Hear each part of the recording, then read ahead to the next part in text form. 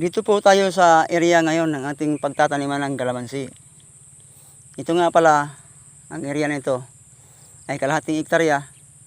Yung kabila naman ay kalahating hektarya. Pero hindi lahat yun ang tataniman ko ng kalamansi. Dahil magtatanim din ako ng gulay. Yung sa kabilang doon sa medyo malayo, yung may dati kong tinataniman ng ampalaya, ay doon ko ilalagay yung kalamansi. Okay.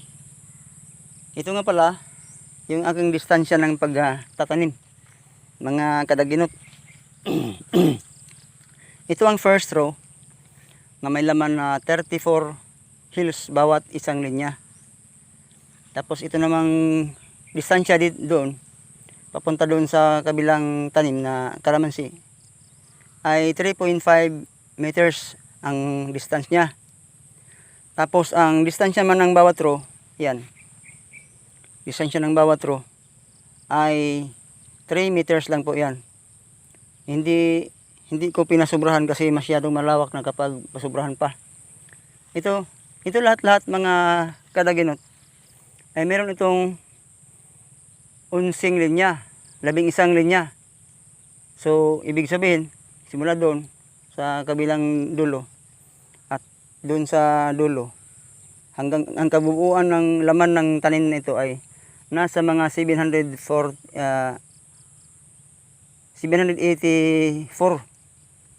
lahat.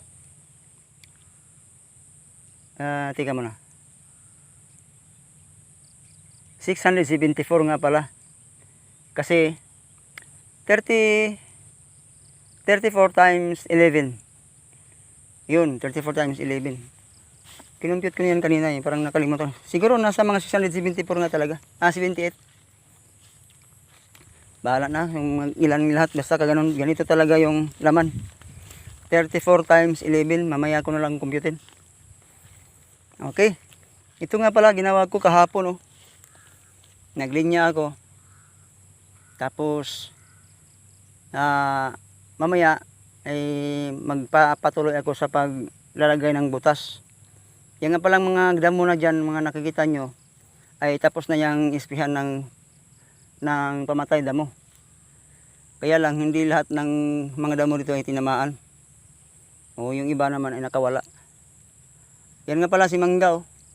Tapos may niyog na nakauna, naunang itinanim. May kalamansi naman na naunang itinanim, ito. Yan. Yung ginawa ko, yung aking tanim na kalamansi, kaya sigurado siyang nabubuhay. Kasi yung markot na itatanim ko, instead na direktang itatanim sa lupa, ay nilagay ko muna sa plastic. Yung tinatawag na rebagging. Kasi pagka ganun po ang ginawa natin, i-bagging muna natin yung markot, tapos bago natin itatanim direkta dito sa lupa, eh mas malaki po yung chance na mabubuhay siya. Kasi ang markot na kalamansi, kapag nagalaw-galaw yan sa pagtatanim mo, ay yung karamihan yan ay nasasaktan at namamatay.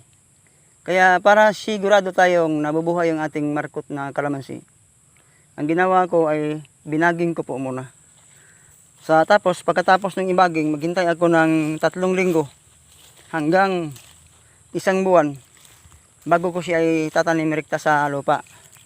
Kasi pong mga time na yan, lalo na kung 1 buwan na ang ating baging, mas marami yung malalaking ugat na siya ang magbigay ng chance ng kalamansi na siya ay talaga ay mabubuhay.